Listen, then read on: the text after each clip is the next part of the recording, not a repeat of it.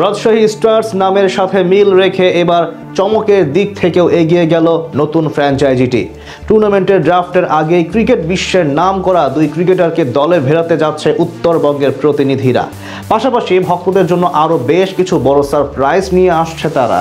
এরই মধ্যে নিয়োগ দেওয়া হয়ে গেছে হেড কোচ। রাজশাহী স্টার্সের এমন চমক এবং দলে নিতে যাওয়া দুই বিদেশি ক্রিকেটারের সম্পর্কে জানবো রিপোর্টে। 2025 বাংলাদেশ প্রিমিয়ার লিগে বিসিবির বেশ কিছু উদ্যোগ যেমন নজর কেড়েছিল, একইভাবে ভক্তদের প্রত্যাশার পরিমাণও ছিল আকাশচুম্বী। তবে সেই প্রত্যাশার মাঝে এক প্রকারের জল ঢেলে দিয়েছিল নয়া ফ্র্যাঞ্চাইজি দুর্বার রাজশাহী। তাদের কারণেই ভাবমূর্তি নষ্ট হয়েছিল পুরো টুর্নামেন্টের। পাশাপাশি রাজশাহী বিভাগের প্রতি নেতিবাচক মনোভাব তৈরি হয়েছিল সব ক্রিকেট প্রেমীদের মাঝে।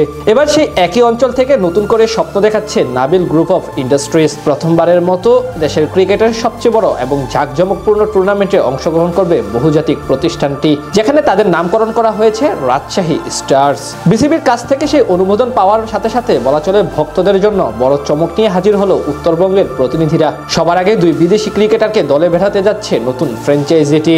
সব নতুনত্বের আদলে মাঠে গড়াতে যাচ্ছে 2026 বিপিএল। 7 দল থেকে কমিয়ে এবার 5 দলের আনুষ্ঠানিকতা নিয়ে আয়োজন হবে দ্বাদশতম আসর, যার মধ্যে সবচেয়ে আলোচিত দল রাজশাহী স্টার্স, যারা কিনা এরই মধ্যে দুই ক্রিকেটারের সঙ্গে আলোচনা সেরে রেখেছেন, যার মধ্যে প্রথমজন হলেন পাকিস্তানের তারকা ওপেনার সাহিবজাদা ফারহান। ব্যাটাতে দারুণ সময় কাটাচ্ছেন এই ক্রিকেটার। গেল এশিয়া কাপে দেশকে ফাইনালে তুলতে মুখ্য ভূমিকা রেখেছিলেন তিনি। বিশেষ করে আধুনিক ক্রিকেটে দিন দিন তারকা খ্যাতি অর্জন করছেন সাহিবজাদা। তাই আসন্ন বিপিএল এর আগে তাকে দলে ভেড়াতে যাচ্ছে নবাগত রাজশাহী স্টার্স। আন্তর্জাতিক টি-20 ক্রিকেটে এরই মাঝে 30টি ম্যাচ খেলে 666 রান করেছেন, প্রায় 125 স্ট্রাইক রেটে।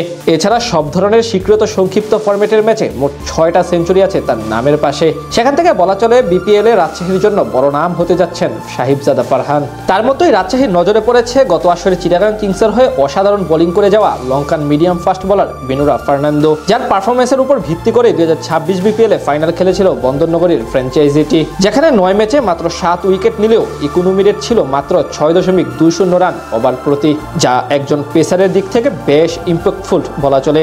স্বীকৃত টি-20 ফরম্যাটে এখন অব্দি 119 ইনিংসে বল করে 146 উইকেট শিকার করেছেন এই পেসার। বিনুরার সবচেয়ে ইতিবাচক দিক হলো নতুন কিংবা পুরাতন উভয় বলে দারুণ কার্যকরী ভূমিকা রাখতে জানেন তিনি।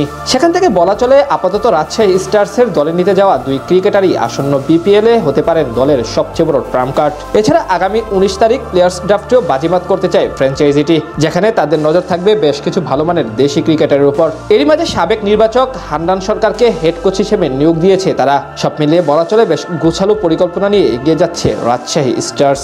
2025 বাংলাদেশ প্রিমিয়ার লিগে বিসিবির বেশ কিছু উদ্যোগ যেমন নজর কেড়েছিল, একইভাবে ভক্তদের প্রত্যাশার পরিমাণও ছিল আকাশচুম্বী।